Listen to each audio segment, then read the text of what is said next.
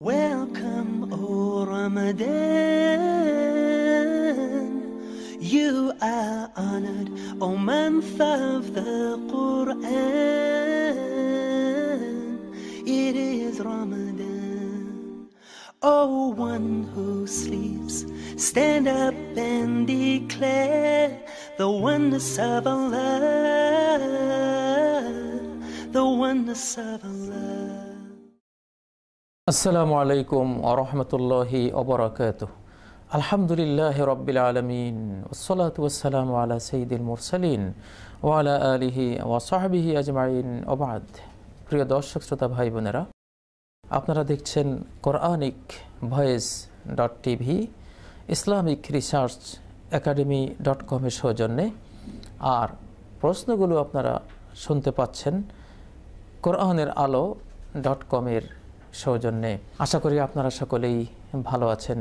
রমাদানুল মুবারকের এই মহামূল্যবান সময় পর্বে, জীবন পর্বে আপনাদেরকে কোরআনিক ভয়েস .tvতে স্বাগত জানাচ্ছি। আমাদের জীবনটি প্রতি সেকেন্ডে ক্ষয়ে যাচ্ছে। একটি সেকেন্ড পেরিয়ে গেলে আমরা কবরের দিকে 1 সেকেন্ড এগিয়ে যাচ্ছি এবং এই মাটির গ্রহ থেকে, এই পৃথিবী থেকে 1 সেকেন্ড পিছিয়ে যাচ্ছি, বিদায় হয়ে যাচ্ছি, দূর হয়ে যাচ্ছি। এই সময় বাহনে চড়ে নিরন্তর গতিতে আমরা চলে যাচ্ছি না ফেরার দেশে। আমরা চলে যাচ্ছি আমাদের যে মূল বাড়ি আখিরাত, সে আখিরাতের দিকে। ওয়া ইন্নাদ দারাল আখিরাতা লাহিয়াল হায়াওয়ান লাউ কানু ইয়ালামুন। মানুষরা যদি জানতো তাহলে বুঝতে পারতো যে আখিরাতের বাড়ি হলো চিরস্থায়ী বাড়ি। রমজান তো এসছে, সেই বাড়িতে ফেরার যে টিকিট, যে যোগ্যতা, সেটি অর্জনের জন্যে। এই জন্যে রমাদান যখন আসে, নবী সাল্লাল্লাহু আলাইহি সাল্লাম বলেছেন, ইজা দাখালা রমাদান ফুতিহাত আবওয়াবুল জান্নাহ। যখন রমজান চলে আসে তখন জান্নাতের সকল দুয়ার খুলে দেয়া হয়। আমাদের যে মূল বাড়ি জান্নাত, যেখানে আমরা ছিলাম আদম আর হাওয়ার ঔরসে, তাদের পৃষ্ঠে, যেখানে আমাদের জন্ম হয়েছিল, সে বাড়ির সকল গেট, সকল দুয়ার খুলে দেয়া হয়। কেন খুলে দেয়া হয়? এর কি কোনো অর্থ নেই? অবশ্যই আছে। এজন্যই খুলে দেয়া হয় যাতে আমরা এই রমাদান মাসেই সেই বাড়িতে যাওয়ার জন্য সবচেয়ে বেশি উদ্গ্রীব হয়ে উঠি। কারণ এই রমাদান মাসেই সে হারানো বাড়িতে ফেরার সবচেয়ে বড় সুযোগ আমাদের সামনে আসে। এমন সব ইবাদত বন্দেগী, এমন সব জাদুত তাকওয়া, আখিরাতের পাথেও, তাকওয়ার পাথেও এই মাসে সংগ্রহ করা সম্ভব, যেটা 11টি মাসে সম্ভব নয়। এজন্যই এই বছরের রমজান শেষ হওয়ার পর দিন থেকে আগামী বছরের রমাদান আসা পর্যন্ত জান্নাতকে সাজানো হতে থাকে যে জান্নাতে তোমরা আসো। ইন্নাল জান্নাতা লাতুযাখরাফু মিন রাউসিল হাউলি ইলা হাউলিন কাবিল। জান্নাতকে অবশ্যই সাজানো হতে থাকে এই বছরের রমজান শেষ হওয়ার পর থেকে আগামী বছরের রমজান আসা পর্যন্ত। মহানবী সাল্লাল্লাহু আলাইহি সাল্লাম তো এভাবেই আমাদেরকে উদ্বুদ্ধ করেছেন। প্রিয় ভাই বোনেরা, কোরআনিক ভয়েস .tvতে এক্ষুনি আমরা শুরু করছি আপনাদের পাঠানো প্রশ্নের কোরআন ও সুন্নাহ ভিত্তিক উত্তর। আপনারা প্রশ্ন করবেন, এটা আপনাদের দায়িত্ব। যেহেতু আল্লাহ বলেছেন কোরআনে কারীমের 16 নম্বর সূরা আন-নাহলের 44 নম্বর আয়াতে, ফাসআলু আহলা যিকরি ইন কুনতুম লা তা'লামুন। যারা কোরআন সুন্নাহওয়ালা তাদেরকে প্রশ্ন করো যদি তোমরা না জানো। নবী সাল্লাল্লাহু আলাইহি সাল্লাম বলেছেন, ইন্নামা শিফাউল ইয়্যি আস-সুআল। অক্ষমতার নিরাময় হলো সুয়াল করা, প্রশ্ন করা।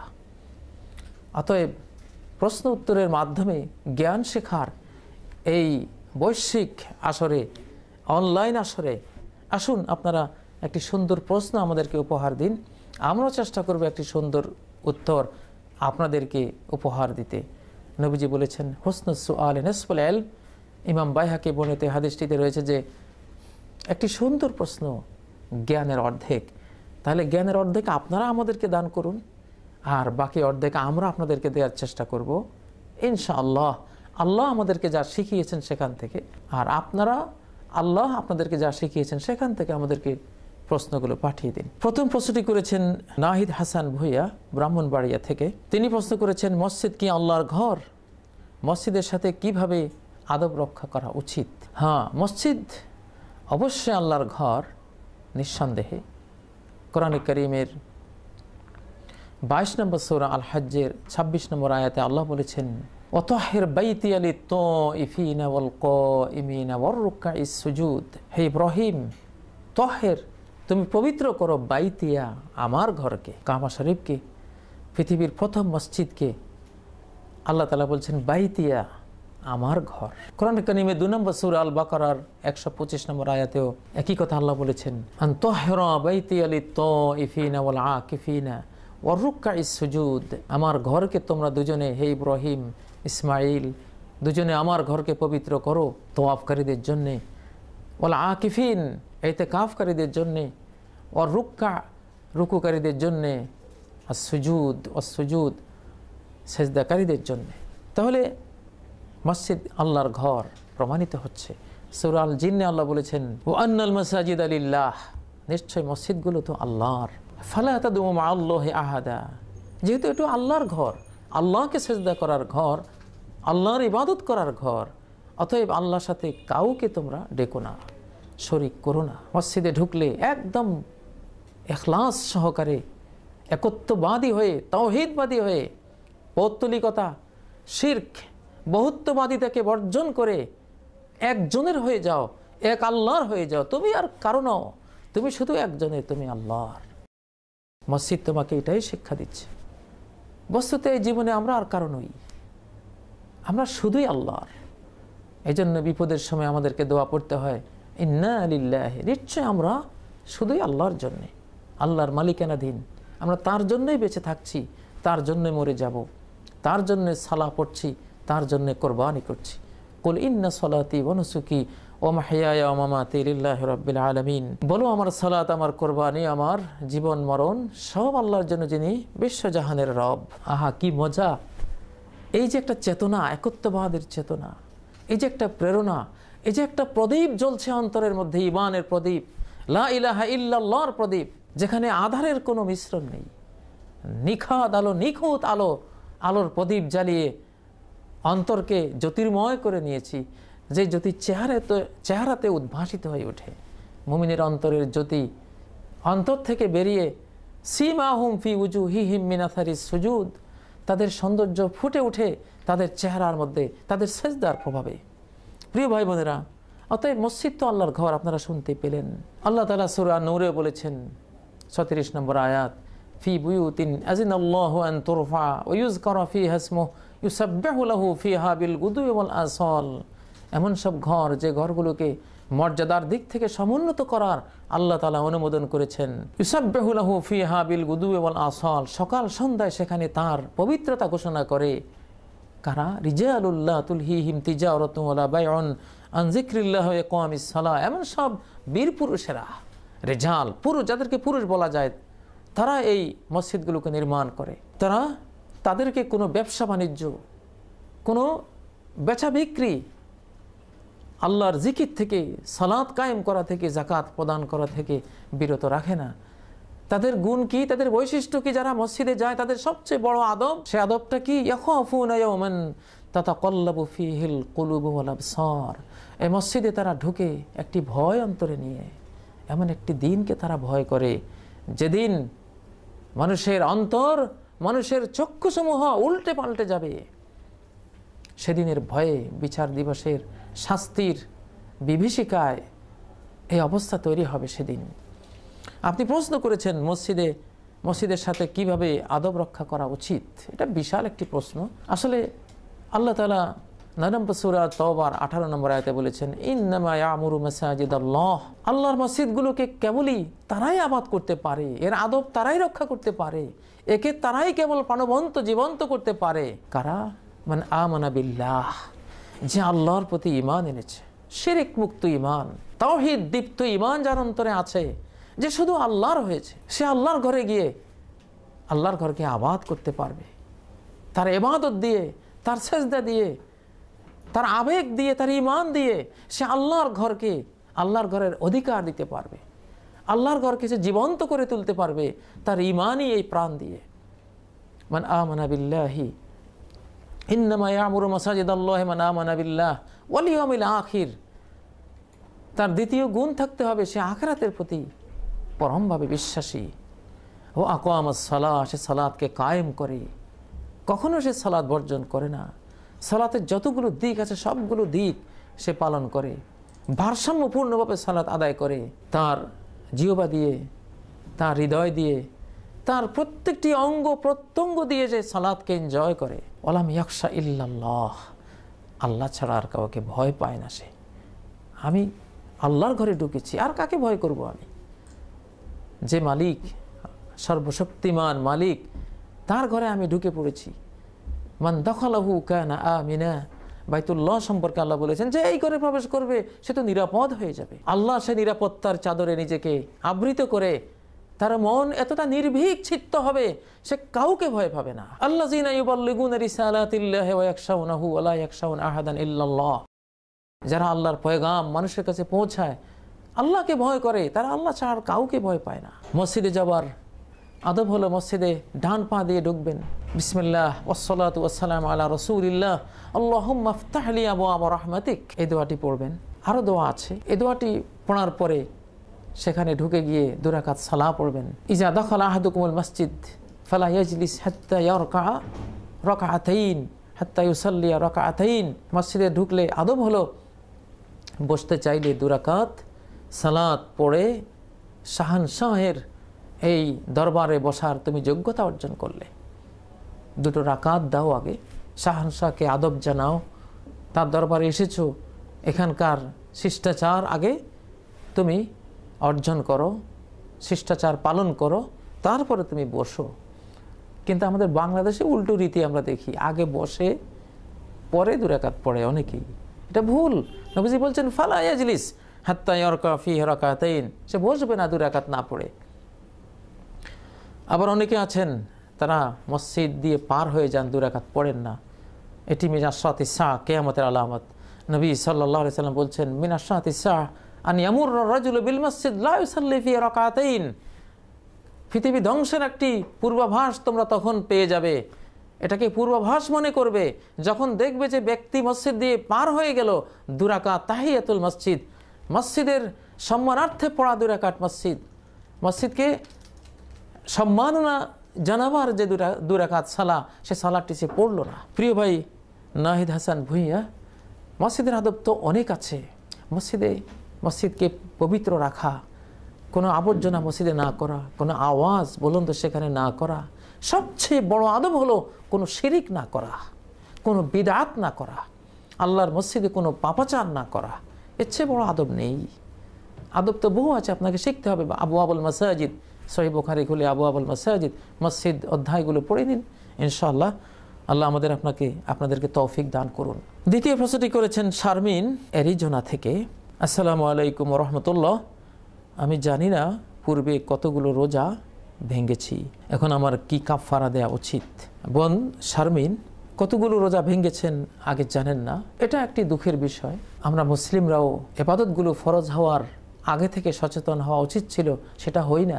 মাতা পিতার অবহেলার কারণে এবং শিক্ষা ব্যবস্থার ত্রুটির কারণে, রাষ্ট্রীয় এবং সামাজিক পরিসরে ইসলাম যথাযথ পালন না থাকার কারণে আমাদের পক্ষে, অনেকেরই পক্ষে যখন থেকে সালাত, সিয়াম এগুলো ফরজ হয়ে যায়, হিজাব ফরজ হয়ে যায়, পালন করা সম্ভব হয় না, সে পরিবেশ তৈরি হয় না।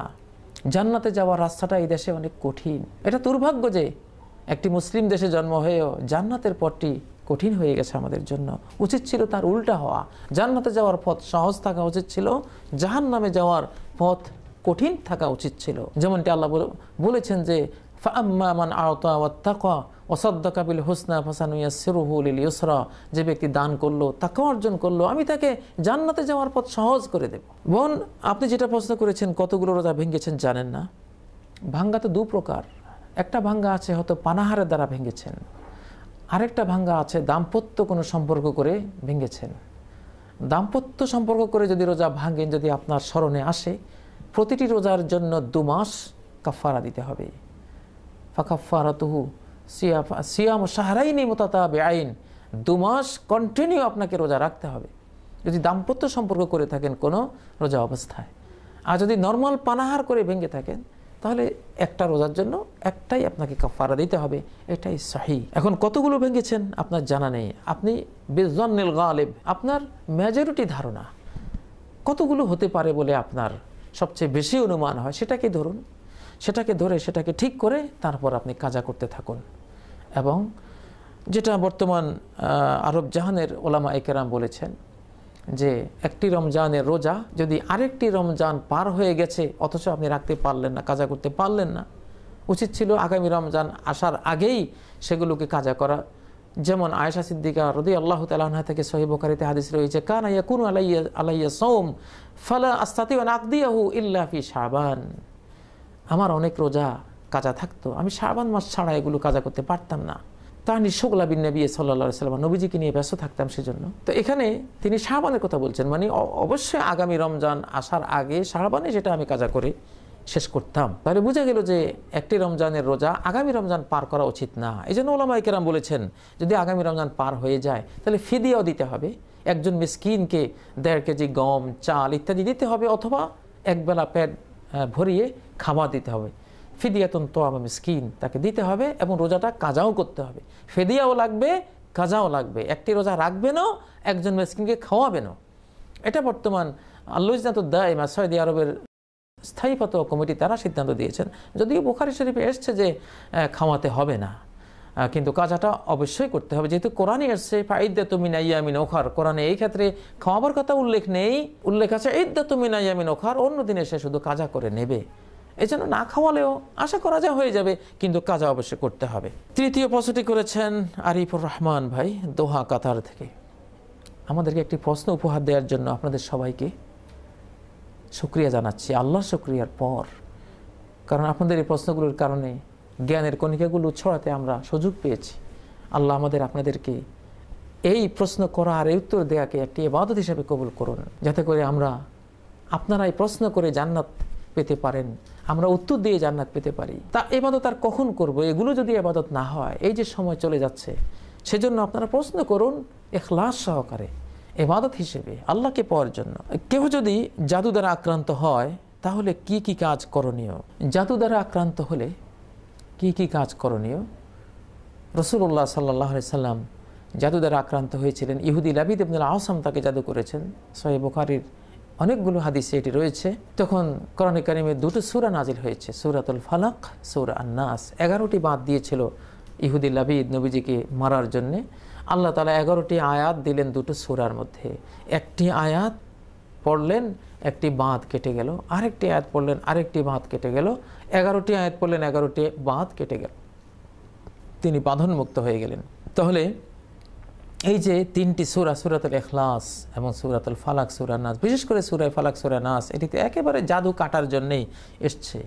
আপনি যদি পড়তে পারেন সেই মন দিয়ে, সেই আন্তরিকতা দিয়ে, অন্তরকে একেবারে বিগলিত করে যদি পড়তে পারেন, ইনশাআল্লাহ জাদু কেটে যাবে। যদি আপনি হালাল খান, যদি আপনি সত্যবাদী হন, তাহলে কোরআনের এই আয়াতই যথেষ্ট আপনার জন্য ইনশাআল্লাহ। রাসূলুল্লাহ সাল্লাল্লাহু আলাইহি সাল্লাম প্রত্যেক সালাতের পর এই 3টি সূরা পড়তেন, সূরাতুল ইখলাস, সূরাতুল ফালাক, সূরা আন-নাস। ইকরাউল মুআউযিজাত দুবুরা কুল্লি সালাহ, নবীজি বলতেন তোমরা এই আশ্রয়দানকারী সূরাগুলো পড়ো প্রত্যেক সালাতের পর, তোমাদেরকে আশ্রয় দেবে জাদু থেকে, শয়তান থেকে, জিন থেকে, এসব কিছু থেকে, রোগ ব্যাধি থেকে, বালা মুসিবত থেকে তোমাদেরকে আল্লাহ তাআলা আশ্রয় দিবেন এই সূরাগুলোর দ্বারা। আপনি বুঝতে পারছেন জাদু হলে তাহলে কি করণীয়? প্রত্যেক সালাতের পর নিয়মিত এই 3টি সূরা পড়লে ইনশাআল্লাহ জাদুগ্রস্ত হবেন না, জাদু কেটে যাবে। জাদু তো একটা কথা, ইবলিস যেটাকে, জিন যেটাকে কাজে লাগায়, আপনি তার চেয়ে অনেক পাওয়ারফুল কথা দিলেন, 3টি সূরার আবৃত্তি দিলেন, ওটা কেটে গেল ইনশাআল্লাহ। আর মাগরিব আর ফজরের পরে পরে 3 বার করে পড়া সুন্নাহ, এই 3টি সূরা 3 বার করে মাগরিব আর ফজরে পরে। আর রাতে শোয়ার আগে হাতের মধ্যে পড়া সুন্নাহ। অনেকে দেখি ফজরের সময় হাতের মধ্যে পড়ে গা মোছেন না। রাসূলুল্লাহ সাল্লাল্লাহু আলাইহি সাল্লাম ফজরের পরে হাতে পড়ে গা মুছতেন না, বসে বসে শুধু পড়তেন। সালাতের পরে শুধু পড়া সুন্নাহ, হাতে পড়ে গা মোছা সুন্নাহ নয়। হাতে পড়ে গা মুছতে হবে শুধু শোয়ার আগে। নবী সাল্লাল্লাহু আলাইহি সাল্লাম থেকে আয়েশা সিদ্দিকা বর্ণনা করেছেন, কেন ইয়াকরাউ ফি কাফাইহি, তিনি তার 2 হাতের মধ্যে পড়তেন কুল হুয়াল্লাহু আহাদ অকুল আউযু বিরাব্বিল ফালাক, অকুল আউযু বিরাব্বিন নাস হাতের মধ্যে পড়তেন, পড়ে ফায়ামসাহু বিহি রাসাহু ওয়া সায়রা জাসাদি মাস্তাতা মিন জাসাদি, তিনি মাথা মুছে করতেন, আর যদ্দুর শরীর মুছতে পারতেন এটা মুছে নিতেন। এই তিনটি সূরা আপনাকে সাংঘাতিকভাবে জাদু থেকে হেফাজত করবে। তার পাশাপাশি আয়াতুল কুরসি রয়েছে। আয়াতুল কুরসিও জাদুটোনা কাটার জন্য, জিনের আক্রমণ থেকে কাটার জন্য অনেক বড় একটি সূরা। রাসূলুল্লাহ সাল্লাল্লাহু আলাইহি সাল্লাম বলেছেন, তোমরা মান করা আয়াতুল কুরসি দুবরা সালাওয়াতিল মাকতুবাত লাম ইয়ামনাহু মিন দুখুলিল জান্নাতি ইল্লা আইয়ামুত, ফরজ সালাতগুলোর পরে যে ব্যক্তি আয়াতুল কুরসি পড়বে জান্নাতে যাওয়ার বাকি তার শুধু মৃত্যুর পরে জান্নাতে চলে যাবে এবং শয়তান থেকেও সে বাঁচবে। একদিন শয়তান নিজে শিখিয়েছে, হে আবু হুরায়রা, ইযা আওয়াইতা ইলা ফিরাশিক ফাকরা আয়াতুল কুরসি ফাইন্নাহু লা ইয়াজালু লাকা মিনাল্লাহি হাফিজুন ওয়া লা ইয়াকরাবাকা শায়তানুন।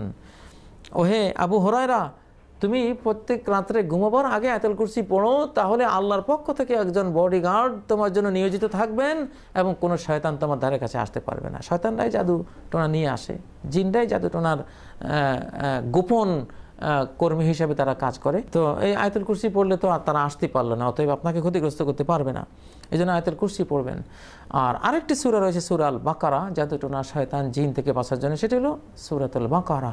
আল বাইতুল্লাযী ইউকরাউ ফি সূরাতুল বাকারা ইয়ানফিরু মিনহু শায়তান। সুবহানাল্লাহ, যে ঘরের মধ্যে সূরাতুল বাকারা তেলাওয়াত করা হয় শয়তান পালিয়ে যায় সেই ঘর ছেড়ে।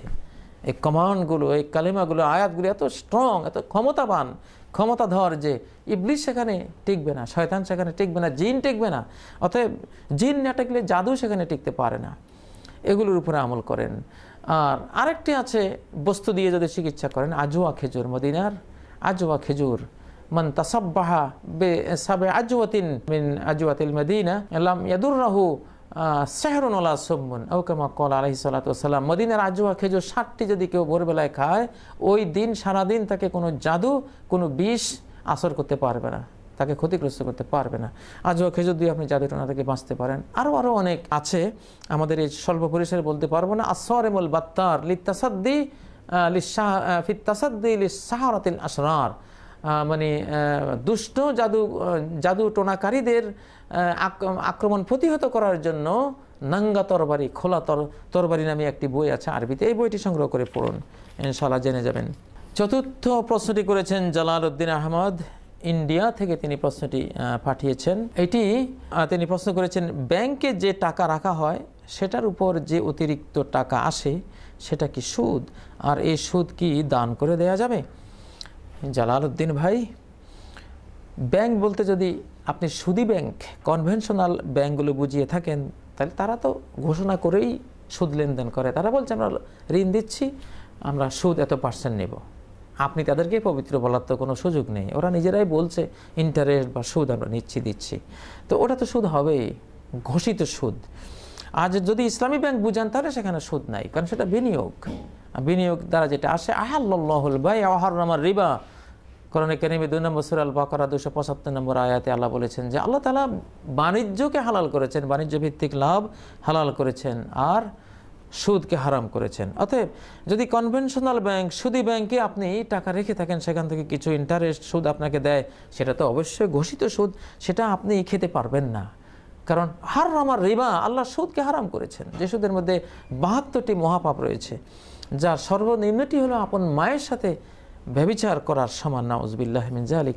তো সেই সুদ তো কিছুতে আপনি গ্রহণ করতে পারবেন না। এটা সওয়াবের নিয়ত ছাড়া আপনি সাদাকা করে দিতে হবে, গরিব মিসকিনকে দিয়ে দিতে হবে। অথবা এই সুদী টাকার মূল মালিক তো একজন আছে, কোনো সম্পত্তি পৃথিবীতে লা ইলা মালিকবিহীন নয়, এর মূল একজন বৈধ মালিক ছিল আপনার কাছে, সুদী ওইতে এটা অন্যায়ভাবে চলে এসছে।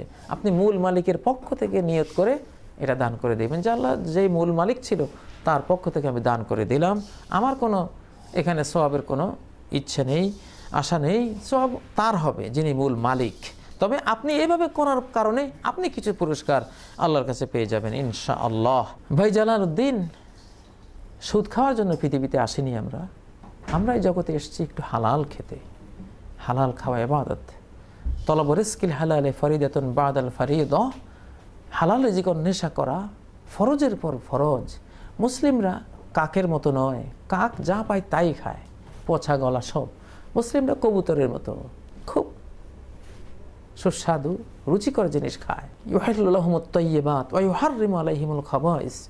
সূরা আরাফে মুহাম্মদুর রাসূলুল্লাহ সাল্লাল্লাহু আলাইহি সাল্লাম সম্পর্কে আল্লাহ বলছেন যে তিনি সকল পবিত্রকে হালাল করে দেন, ওয়া ইউহাররিমু আলাইহিমুল খাবাইস, যত খাবিস নাপাক অপবিত্র যত অখাদ্য মানব জাতির খাদ্যের উপযুক্ত নয় এমন সব জিনিসকে তিনি হারাম করে দিচ্ছেন। তো আমরা তো সেই নবীর উম্মত, আমরা কেন হারাম খাবো? আমিনুল হক ফার্ম গেট থেকে লিখছেন, তারাবি নামাজের মধ্যে অনেক মসজিদে 2 রাকাত বা 4 রাকাত পর পর মুনাজাত হয়, এটা কি বেদাত হবে? ভাই আমিনুল হক, বিদআত অর্থাৎ সুন্নতের খেলাফ। এই মুনাজাতটি অবশ্যই সুন্নতের খেলাফ হবে, বিদআত হবে। মনে রাখবেন, বিদআত নামক ভাইরাসটি এটি সেই জিনিস যেটি সকল নবীর ধর্মকে নিয়ে আসা ধর্মকে ক্ষতিগ্রস্ত করেছে কম বেশ। আগের যুগে নবীদের পুরো ধর্মকে ধ্বংস করে দিয়েছে এই বিদআত।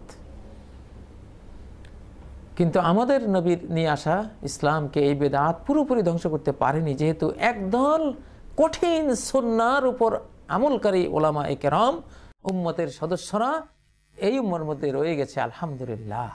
তারা বিদআত নামক এই ভাইরাস যাতে এই দ্বীনে তথ্যগুলিকে হারিয়ে ফেলতে না পারে, ধ্বংস করে ফেলতে না পারে, সেজন্য তারা অতন্দ্র প্রহরীর দায়িত্ব পালন করছেন। লা তাযালু তাইফাতুম মিন উম্মতি আলাল হাক্কি লা ইয়াদুররুহুম মান খাযালাহুম ওয়ালা মান খালাফাহুম হাত্তা ইয়াতি আমরুল্লাহ ওয়া হুম আলা যালিক। এই উম্মতের একটি দল সকল সেক্টরে তারা হকের উপর অবিচল অটল থাকবে। যারা তাদের সাহায্য করবে না তারাও তাদের কোনো ক্ষতিগ্রস্ত করতে পারবে না, যারা তাদের বিরোধিতা করবে তারাও কোনো ক্ষতিগ্রস্ত করতে পারবে না। অতএব প্রিয় ভাই বোনেরা, তারাবির নামাজের পরে যে মুনাজাতটি সম্পর্কে প্রশ্ন করেছেন, এটি যেহেতু রাসূলুল্লাহ সাল্লাল্লাহু আলাইহি সাল্লাম করেননি, সাহাবায়ে কেরাম করেননি, এটির পক্ষে কোনো দলিল প্রমাণ কোরআন ও সুন্নায় নেই। অতএব এটি একটি বিদআত। নবী সাল্লাল্লাহু আলাইহি সাল্লাম থেকে যে হাদিসটি খুবই শুদ্ধভাবে সহিহভাবে বর্ণিত হয়েছে সহিহ বুখারী সহ বিভিন্ন হাদিস গ্রন্থে, মান আহদাসা ফি আমরিনা হাযা মা লাইসা মিনহু ফাহুয়া রাদ্দুন, যে আমার দ্বীনের মধ্যে এমন কিছু নব উদ্ভাবন করলো যেটা দ্বীনের অংশ নয়, ফাহুয়া রাদ্দুন, সোজা সাপটা কথা হলো সেটা বাতিল, প্রত্যাখ্যাত হবে। সেটা প্রত্যাখ্যান করা ঈমানের দাবি, ইসলামের দাবি, সুন্নতের মুহাব্বতের দাবি। নবীর সুন্নাহকে মুহাব্বত করব, এটা একটি ইবাদত। এত বড় ইবাদত যে নবীজি বলছেন মান আহাব্বা সুন্নতি কানা মাই ফিল জান্নাহ। ইমাম তিরমিজি হাদিসটি বর্ণনা করেছেন যে আমার সুন্নাহকে মুহাব্বত করবে সে জান্নাতে যাবে। আবার বিদআতকে ঘৃণা করা এটাও একটি ইবাদত। এই ইবাদত করে আমরা জান্নাতের আশা করব। আমরা কোনো বিদআতকে মর্যাদা দেব না, কোনো বিদআতি ব্যক্তিকেও মর্যাদা দেব না। মান আহদাসা হাদাসান আও আওয়া মুহদিসান ফাআলাইহি লানাতুল্লাহি ওয়াল মালাইকাতি ওয়ান নাসি আজমাইন। যে ব্যক্তি কোনো বিদআত করলো ইসলামে, অথবা কোনো বিদআতিকে আশ্রয় দিল, ফাআলাইহি লানাতুল্লাহ, তার উপরে আল্লাহর লানত, ওয়াল মালাইকা, ফেরেশতাদের লানত, ওয়ান নাসি আজমাইন, সমগ্র মানব জাতির লানত। নাউযুবিল্লাহি মিন যালিক। কোনো বিদআত করবেন না। জীবনে কি বিদআত করার সময় আছে? একটুখানি হায়াত নিয়ে পৃথিবীতে এসেছি অনন্তকালের পাথেয় সংগ্রহ করার জন্য।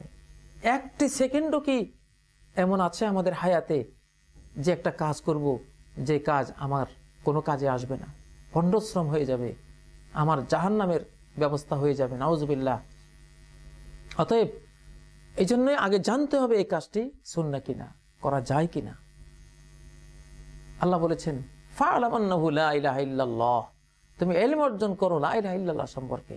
ইমাম বুখারী অধ্যায় রচনা করেছেন বাবুল ইলমি ক্বাবলাল কওলি ওয়াল আমল। এটি হলো ইলমের বাব।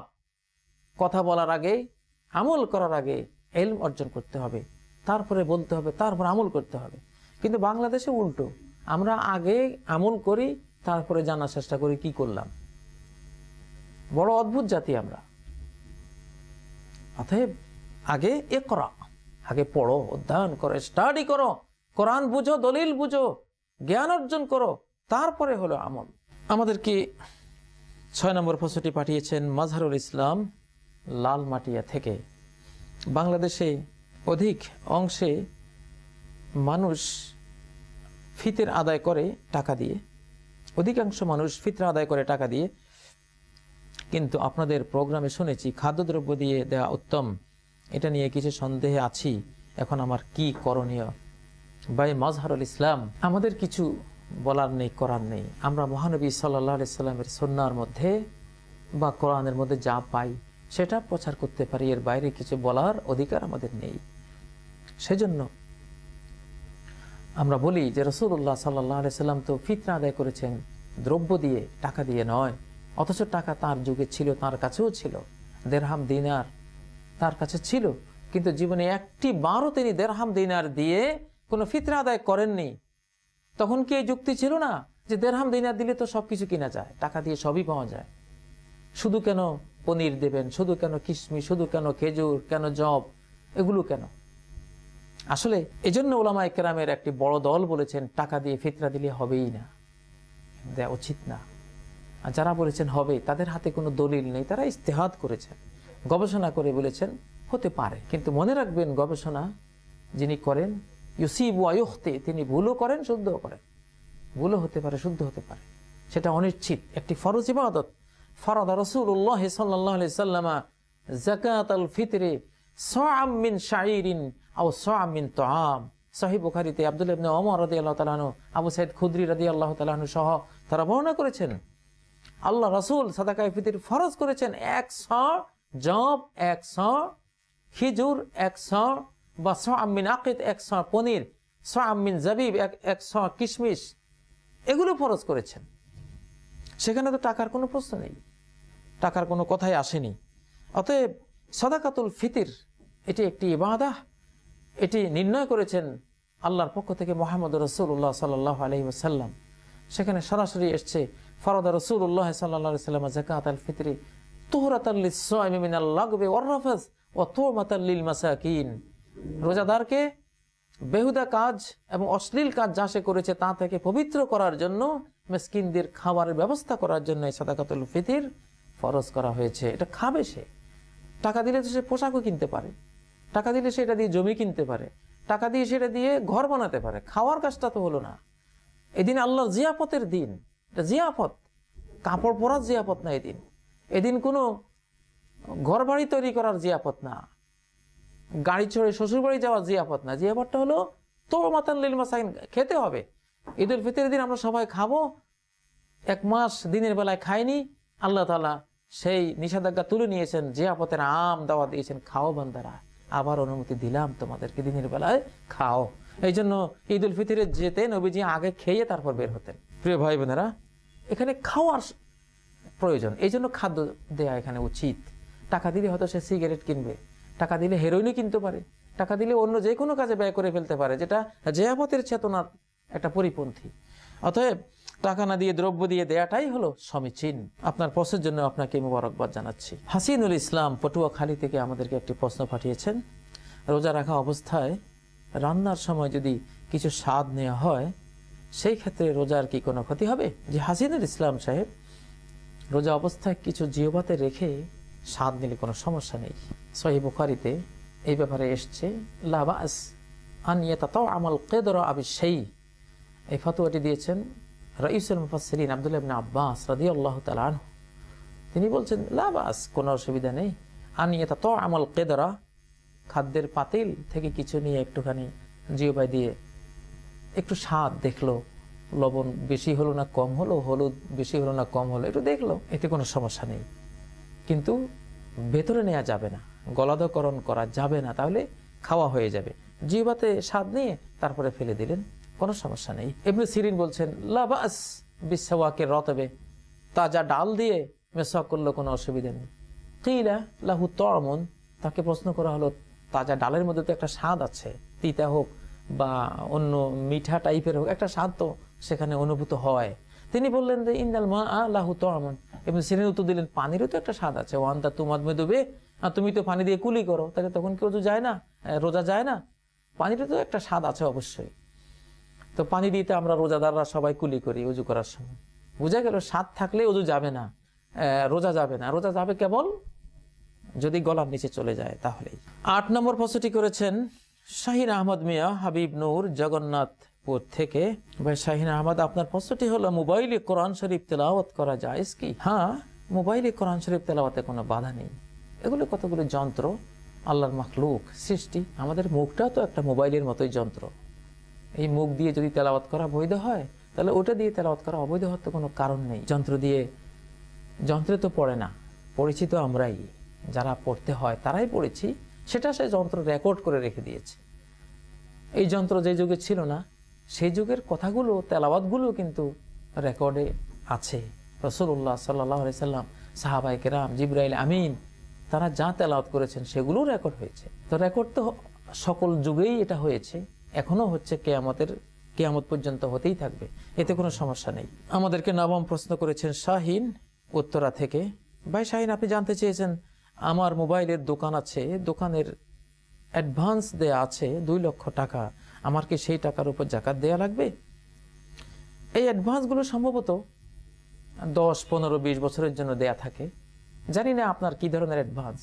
যদি অ্যাডভান্স এমন হয় যে এটা তার কাছে থেকে যাবে, হয়তো আপনি যেদিন দোকান ছেড়ে দিবেন, সিকিউরিটি মানির মতো হয়তো নিয়েছে, সেদিন এটা হয়তো আপনি ফেরত পাবেন। যদি এমন হয় তাহলে এখন জাকাত দিতে হবে না। এটা জাকাত দেবেন শুধু যে বছর আপনি সেটা ফেরত পাবেন, সে বছর 1 বছরের জাকাত দেবেন। ইমাম ইবনে তাইমিয়া রাহিমাহুল্লাহ সহ একদল উলামা ইকরাম এই সিদ্ধান্ত দিয়েছেন। বাস ইয়ানি আয-যাকাত ফি সানাতিজ যাকাহ আমা তুযাক্কি হাযাল মাল, যেই বছর আপনি এটার জাকাত দিবেন সেই বছর শুধু আপনি এটা জাকাত দেবেন। অ্যাডভান্স যদি এই চরিত্রের হয় তাহলে এইভাবে আপনাকে ইনশাআল্লাহ জাকাত দিতে হবে। আমাদেরকে আরো প্রশ্ন করেছেন ভাই শওকত বরিশাল থেকে, কোন ব্যক্তি সুন্নত সালাত পড়া অবস্থায় যদি ইকামত হয়ে যায়, ওই ব্যক্তির করণীয় কি? সুন্নত ছেড়ে দেবে না ফরজে শামিল হবে? আমাদের বাংলাদেশটা হলো নফলের দেশ, এটা কিন্তু ফরজের দেশ না। যদি এটা ফরজের দেশ হতো তাহলে এই রমজানেও কিন্তু মানুষ ফজর, জোহর, মাগরিব এবং আসর এইসব জামাতেও মানুষ তারাবির অর্থাৎ এশার নামাজের মতোই ভরপুর থাকতো। কিন্তু দেখা যায় যে এশার জামাতে কত মুসল্লি, ফজরে তার অর্ধেকও নাই। তার মানে আমরা নফলের গুরুত্ব বেশি দিই। এই দেশটা নফলের দেশ আসলে। এই জন্যই হাজী শরীয়তুল্লাহ রহমতুল্লাহ আলাইহি মনে হয় এই জন্যই তিনি এই দেশে একটা আন্দোলন করেছিলেন, ফারাইজি আন্দোলন। মানে শুধু এই জাতি ফরজ বুঝে না, শুধু নফল নিয়ে বেশি তারা আগ্রহ দেখায়। মেসওয়াক, টুপি, তারপরে তসবি, এইসব নফল নিয়ে যে কত ব্যস্ততা, এটা আমাদের এই জাতির মধ্যে আমরা বেশি দেখি। সেই জন্য হাজী শরীয়তুল্লাহ রহমতুল্লাহ একটা ফারাইজি আন্দোলনটি করেছিলেন। তো সেই জন্য দেখা যায় যে ফরজের একামত হয়ে গেছে, একজন সুন্নত, তো তিনি কিন্তু বহাল তবিয়তে সুন্নতে আছেন, অথবা একামত হয়ে যাওয়ার পরে তিনি এসে সুন্নতের নিয়ত করেছেন। অনেকে তো বলেন যে হুজুর মুসাফিরের জন্য ফরজ মাপ আছে, জোহর 2 রাকাত মাপ, 2 রাকাত পড়লে চলবে, কিন্তু নবীরটা মাপ নেই, আল্লাহরটা মাপ আছে, নবীরটা মাপ নাই, সুন্নত মাপ নাই, সুন্নত পুরোটাই পড়তে হয়। নাউজুবিল্লাহ। আব্দুল্লাহ ইবনে ওমর বলেন যদি সুন্নতে পড়তে হবে তাহলে ফরজ কেন আল্লাহ তাআলা কমিয়ে দিলেন? আসলে আমাদেরকে ফারায়েজি হতে হবে, ফরজের গুরুত্ব দেওয়ার জাতি হতে। আল্লাহ তো একটি হাদিসে কুদসিতে বলছেন, সহিহ বুখারী হাদিস, ওমা তাকাররাবা ইলাইয়া আবদি বিমিসলি মা তারাতুহু আলাইহি, আমার বান্দা আমার নৈকট্য কিছুতেই অর্জন করতে পারে না আমি ফরজ যে ইবাদতগুলো করেছি সেই ইবাদতগুলোর মতো অন্য কোনো কিছু দিয়ে, অন্য কোনো ইবাদত করে এতটা নৈকট্য পাবে না যে নৈকট্য সে পাবে ফরজগুলো আঞ্জাম দিয়ে। অতএব ফরজের গুরুত্ব বেশি দিতে হবে, নফলের গুরুত্ব তারপরে পরে দিতে হবে। অতএব নবীজি তো বলেছেন এজা উকিমাতিস সালাহ ফালা সালাতা ইল্লাল মাকতুবা, যখন ফরজের ইকামত হয়ে গেল তখন ফরজ ছাড়া আর কোনো সালাত চলবে না। নফলে থাকলে সেটা, সুন্নতে থাকলে সুন্নত আমি সাথে সাথে বাদ দিয়ে দেব। হ্যাঁ, যদি একেবারে আত্মাহিত থাকি যে একামত শেষ হতে হতে আমি সালাম ফিরাতে পারবো, অসুবিধা নেই, তখন সালাম ফিরিয়ে উঠবো। কিন্তু আমি 1 রাকাত পড়েছি, একামত হয়ে গেছে, বাস স্টপ, এখানে ইবাদত হলো, ওখানে চলে যাওয়া, ফরজের শরীক হওয়া। একবার নবী সাল্লাল্লাহু আলাইহি সাল্লাম ফজরের নামাজ পড়াচ্ছিলেন, তখন এক সাহাবী সুন্নতের নিয়ত করে সুন্নত পড়ছিলেন। সালাত শেষে সবাই চোখ বড় বড় করে ওই সাহাবীকে ধরল। নবীজিও বলেন আসবা আরবান, তুমি কি ফজরের সালাত 4 রাকাত বানিয়ে ফেললা? আমি ফরজ পড়াচ্ছি, তুমি কেন সুন্নাহ পড়লা? যেই ফজরের সুন্নত এই বাংলাদেশে আমরা এত গুরুত্ব দিই যে ইমাম ফরজ পড়াচ্ছে আমরা সুন্নত পড়ছি, নবীজি কিন্তু এই কেসেই তিনি এক সাহাবীকে ধরলেন, আসবা আরবান, তুমি কি ফজরের ফরজ কি 4 রাকাত বানিয়ে ফেলেছো? তাহলে যারা সুন্নত পড়ে ফরজ চলাকালীন অবস্থায়, তারা যেন সুন্নতকেও ফরজ বানিয়ে ফেললো। এটা কিন্তু আকীদাগত বিভ্রান্তি, দলাল। আকীদার মধ্যে বিভ্রান্তি বড় মারাত্মক, এটা শয়তানের অংশ। প্রিয় ভাই বোনেরা, আজকে মনে হয় আমাদের আর সময় নেই। সর্বশেষ শুধু একটি প্রশ্ন খুব সংক্ষেপে আমরা বলবো। আমি একটি মাল্টি ন্যাশনাল কোম্পানিতে জব করি, আমাদের স্যালারি পেমেন্ট করে HSBC ব্যাংকে। এটা একটি সুদী ব্যাংক। আমার ব্যক্তিগত অ্যাকাউন্ট হচ্ছে ইসলামী ব্যাংকে। আমার স্যালারি উত্তোলনের জন্য তারা HSBC ব্যাংক অ্যাকাউন্ট করে দিয়েছে। তারা বলেছে আমার স্যালারিতে কোনো সুদ নেই, সেই ক্ষেত্রে যদি আমি ওই ব্যাংকে টাকা রাখি তাহলে কি জায়েজ হবে? হ্যাঁ, যদি সুদমুক্ত হয় আপনার লেনদেনটি এবং তারা এখান থেকে কোনো সুদ গ্রহণ করতে না পারে, তাহলে আপনি সেখানে বিনিয়োগ করবেন কিনা। আসলে যেহেতু সহিহ মুসলিমের একটি হাদিস রয়েছে, লানাল্লাহু আকিলা রিবা ওয়া মুকিলাহু ওয়া কাতিবা ওয়া শাহিদাইহি, আল্লাহ লানত করেছেন যে সুদ খায় তাকে, যে সুদ আরেকজনকে খাওয়ায় তাকেও, যে সুদ লেখে তাকেও, যে দুজন সুদের সাক্ষী হয় তাকেও। এই মারাত্মক একটি বিষয়। এই হাদিসটির কারণে কোনো সুদী ব্যাংকে পারতপক্ষে কোনো লেনদেন না করাই আমাদের কর্তব্য। তবে আপনি যদি বাধ্য হন যে তারা শুধু বেতনটা সেখানে দিচ্ছে, কোনো সুদ আপনাকে দিচ্ছে না, ওইটুকু বাধ্য হওয়ার কারণে ফামানি তুররা গায়রা বাগি ওয়ালা আদিন ফালা ইসমা আলাইহি, যে পাপ চায় না, সীমা লঙ্ঘন চায় না, কিন্তু সে নিরুপায়, তার কোম্পানি তাকে ওখানে বাধ্য করে দিচ্ছে, সেটুকু হলে আপনি আল্লাহর কাছে ক্ষমা পাবেন ইনশাআল্লাহ। তবে আল্লাহর কাছে ক্ষমা চেয়ে নেবেন যে আল্লাহ তাআলা সুদী ব্যাংকে যে আসলাম, আমাকে তুমি ক্ষমা করে দিও। আপনার অতি অবশ্যই একটি ইসলামী ব্যাংকেই এটা হওয়া উচিত, সেটার চেষ্টা আপনি করবেন ইনশাআল্লাহ। যতদিন না হচ্ছে ইনশাআল্লাহ আপনি করবেন, সেটা আল্লাহ আপনাকে ক্ষমা করবেন, আল্লাহর কাছে ক্ষমা চাইবেন। প্রিয় দর্শক ভাই বোনেরা, আজকের মতো এখানে ইতিরেখা টেনে আমরা বিদায় নেব। যদি মরে যাই তাহলে তো আর পেলাম না, আর যদি বেঁচে থাকি ইনশাআল্লাহ তাহলে একদিন পরে আবারও আপনাদের সাথে এই বৈঠকে আসার আশা পোষণ করছি। আল্লাহ আমাদেরকে বাঁচিয়ে রেখে সেই আশা পূরণ করার তৌফিক দান করুন। সুবহানাকাল্লাহুম্মা ওয়া বিহামদিক, আশহাদু আল্লা ইলাহা ইল্লা আনতা, আস্তাগফিরুকা ওয়া আতুবু ইলাইক। ওয়াসসালামু আলাইকুম ওয়া রাহমাতুল্লাহি ওয়া বারাকাতুহু।